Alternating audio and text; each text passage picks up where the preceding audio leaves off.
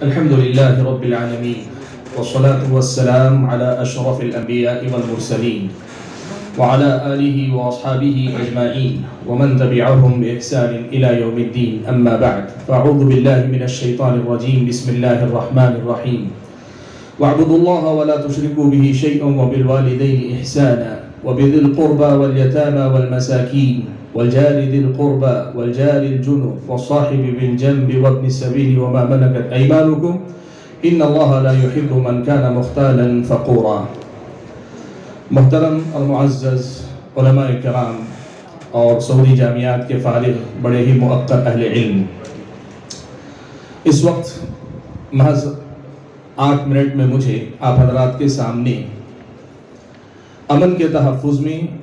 اور پرامن بقائے باہم کے باب میں پڑوسی کا کردار کیا ہوتا ہے، اس پہلو پر روشنی ڈالنے کا مکلف کیا گیا ہے. کل سے جو گفتگو آپ نے سنی ہے اور آج صبح میں بھی ندوات میں آپ نے جو گفتگو سنی، اس میں یہ بات بہت ہی واضح الفاظ میں کھل کر آئی کہ انسان کی جو 5 بنیادی ضروریات خمسہ، ان کے تحفظ ہی سے سماج میں امن و امان قائم ہوتا ہے، اور ان کے تحفظ کے لیے پرامن بقائے باہم کی ضرورت ہے، تعایش کی ضرورت ہے. انسان کے دین کا تحفظ، اس کی جان کا تحفظ، اس کے مال کا تحفظ، اس کی نسل یا عزت کا تحفظ اور اس کی اپنی عقل کا تحفظ، یہ 5 چیزیں ہیں. ان 5 چیزوں کو اگر انسان کی تحفظ حاصل ہو جائے تو انسان اپنے آپ کو پرامن محسوس کرے گا، اور جب آدمی ان کی حفاظت کرنا چاہتا ہے تو اس کے لیے ضروری ہوگا کہ وہ لوگوں کے ساتھ پرامن زندگی جینے کا ایک سلیقہ اپنی زندگی کے اندر اپنائے. ہماری اپنی یہ جو کانفرنس ہے، اس پوری کانفرنس کا لب لباب اصل میں یہی ہے کہ ہم یہ پیغام دینا چاہتے ہیں کہ آج دنیا میں فتنہ و فساد جو مچا ہوا ہے، اس میں دراصل انہی 5 چیزوں کے تحفظ کی جو بنیادیں ہیں، ان بنیادوں کو پامال کیا جا رہا ہے. اسلام ہی نہیں، دنیا کا ہر قانون، اور قانون سے پہلے اللہ تبارک و تعالیٰ کی شریعت جسے ہم اسلام کہہ رہے ہیں، ان سب کی بنیاد اصل میں اسی پر ہوتی ہے کہ ان 5 چیزوں کا تحفظ ہوتا چلا جائے. آپ دیکھ لیں، فقہاء نے بارہا یہ بات لکھی ہے، اصولیین نے اس مسئلے پہ گفتگو کی تو لکھا ہے کہ شریعت اسلامیہ کے جتنے بھی حلال و حرام کے پیمانے، شریعت اسلامیہ میں جتنے بھی حدود کا معاملہ ہے، جتنے بھی احکام ہیں، اس میں عبادت کے پہلو سے ہٹ کر اگر کوئی پہلو نمایاں نظر آتا ہے تو وہ یہی 5 بنیادی چیزوں کے تحفظ کا مسئلہ ہے. حاضرین گرامی، جب ہم یہ بات کرتے ہیں کہ ان 5 بنیادوں کا تحفظ ہونا چاہیے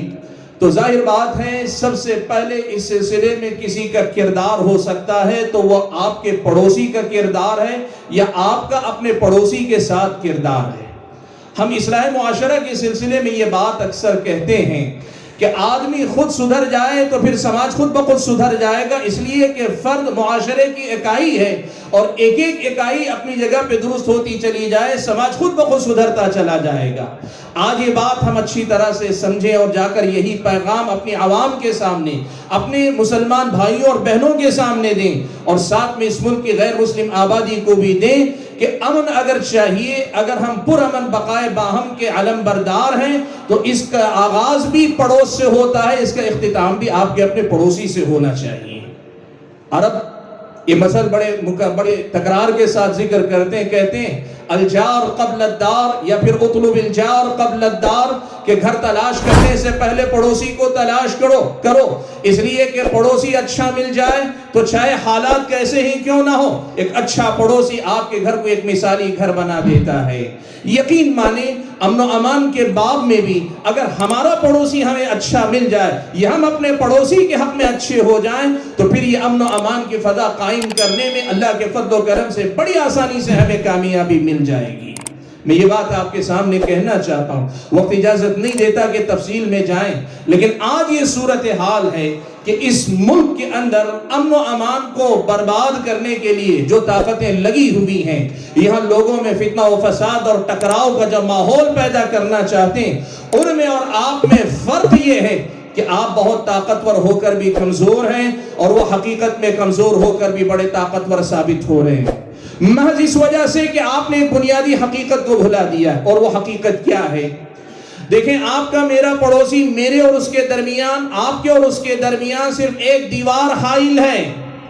اور اس کے ذہن کو خراب کرنے کے لیے محنت کرنے والے جو شرپسند ہیں وہ ہزاروں کلومیٹر دور کہیں کسی ٹی وی چینل پہ بیٹھیں، کسی یوٹیوب چینل پہ بیٹھیں، وہ آپ کے بارے میں، آپ کے پڑوسی کا ذہن خراب کرنے میں کامیاب ہو جا رہے ہیں. اور ہماری اور آپ کی کمزوری یہ ہے کہ ہم اس سے 24 گھنٹے ملنے والے، آس پاس رہنے والے، ہم اپنے بارے میں اسے مطمئن نہیں کر پا رہے ہیں، یا اس کے شر سے اپنے آپ کو محفوظ نہیں کر پا رہے ہیں. جو ہماری طاقت تھی کہ وہ ہمارا پڑوسی ہے، ہمارا پڑوسی ہمارا نہ ہو کر کسی اور کا دیوانہ ہے. ہمارے پڑوسی کے دل و دماغ پر ہمارے حسن سلوک کا، یا ہماری اپنی حقیقت کا، ہمارے اپنے دین کے پیغام کا جو اثر اس کے دماغ پہ ہونا چاہیے، وہ نہ ہو کر کچھ شرپسند لوگ کبھی تاریخ کے حوالے سے، کبھی جھوٹ کے حوالے سے، کبھی مختلف سہاروں سے اس کا دماغ خراب کرنے کی کوشش کرتے ہیں تو اس میں کامیاب ہو جاتے ہیں. حاضرین گرامی، میں آج یہ بات اصل میں آپ سامعین کے سامنے رکھنا چاہتا ہوں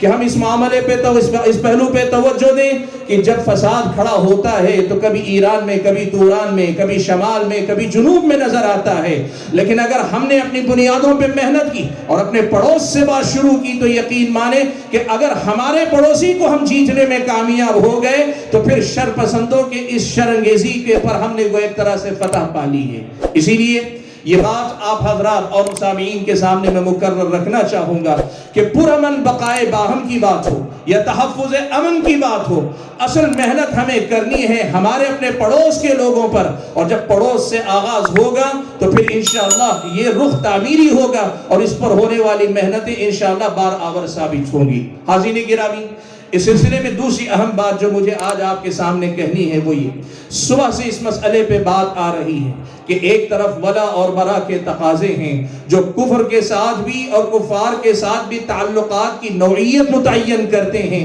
اور دوسری طرف تعایش کی بات ہے کہ پرامن بقائے باہم ہم کیسے جو ہے قائم رکھیں اور کیسے اسے پیدا کریں یا کیسے اسے جاری رکھیں. اس سلسلے میں یہ بات یاد رکھیں، آدمی اگر دونوں میں توازن برقرار نہ رکھ پائے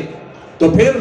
ایک کے تقاضوں کو پورا کرنے کے نام پہ دوسرا کا نقصان کرے گا. اگر ولا اور برا کے معاملے میں غلو سے کام لے گا تو پھر تعایش کے تقاضوں پر وہ تعایش کے تقاضوں کو پامال کرے گا. اگر وہ تعایش کے معاملے میں غلو کرے گا، افراد کرے گا تو ولا اور برا کے مسائل متاثر ہوں گے. اور آپ جانتے ہیں اہل سنت کی خصوصیات میں سے، محدثین کرام کے منہج کے حامل ہم اہل حدیث حضرات کی خصوصیات میں سے یہ بات ہے کہ ہم وسطیت کی بات کرتے ہیں. ہم اللہ تعالیٰ کی اطاعت اور بندگی میں وسطیت کی بات کرتے ہیں، اور وسطیت یہ ہے کہ ہم دونوں معاملات میں افراط و تفریط سے بچنے کی کوشش کریں. اس سلسلے میں ایک جملہ صرف یا ایک بات آپ کے سامنے رکھ کر اپنی بات ختم کر لیتا ہوں. وہ کیسے طے ہوگا کہ کہاں سے ولا اور برا کی حد شروع ہوتی ہے اور کہاں پہ آ کے تعایش کی حد ختم ہوتی ہے؟ اہل علم نے اسے دو مصطلحات یا دو اصطلاحات میں بڑے آسانی کے ساتھ بیان کر دیا. کہا ایک ہے مداہنت اور دوسری چیز ہے مدارات. مدارات ہوتی ہے رواداری، مداہنت ہوتی ہے دین میں کمزوری. اگر کوئی آدمی مدارات کے باب کو اپنی انتہا تک لے جائے تو وہ تعایش کے باب میں ہے، اور اگر کوئی مداہنت کے باب میں چلا ہے تو پھر ولا و برا میں کمی کی طرف آتا ہے. اور یہ مدارات اور مداہنت کیا ہیں؟ اہل علم نے اس کا جو تعارف کروایا ہے علامہ ابن قیم نے اپنی کتاب الروح کے اندر ذکر کیا ہے. ایسے ہی امام قرطبی رحمۃ اللہ علیہ نے اپنی تفسیر میں یہ بات نقل کی ہے کہ مدارات یہ ہے کہ آدمی اپنی دنیا خرچ کرے، اپنی دنیا سامنے والے پہ لٹائے تاکہ اپنی اور اس کی دنیا کو بہتر کر سکے یا اپنے دین کو محفوظ کر سکے. مدارات یہ ہے کہ آدمی اپنی دنیا لٹائے، اپنی دنیا کی قربانی دے تاکہ اس کی اور اپنی دنیا اچھی کر سکے اور اپنے دین کا تحفظ کر سکے. اور مداہنت یہ ہے کہ آدمی اپنی دنیا کو بچانے کے لیے اپنے دین سے تنازل اختیار کرنے کے لیے تیار ہو جائے. یہ مداہنت اور مدارات کا فرق اگر ملحوظ رہا تو پھر وہ وسطیت جو ہمارے اور آپ کے اندر ولا اور برا اور دوسری طرف تعایش کے سلسلے میں ہونی چاہیے، باذن اللہ یہ دونوں کی دونوں باتیں اپنی جگہ پہ رہیں گے اور ہم وسطیت کے راستے پہ قائم رہ کر اس کے تقاضوں کو پورے کر پائیں گے. اللہ سے میں دعا کرتا ہوں کہ اللہ تعالی ہم اور آپ کو اس بات کو سمجھ کر اس کے تقاضوں تقاضوں کو پورا کرنے کی توفیق عطا فرمائے. آمین. وآخر دعوانا الحمدللہ رب العالمین.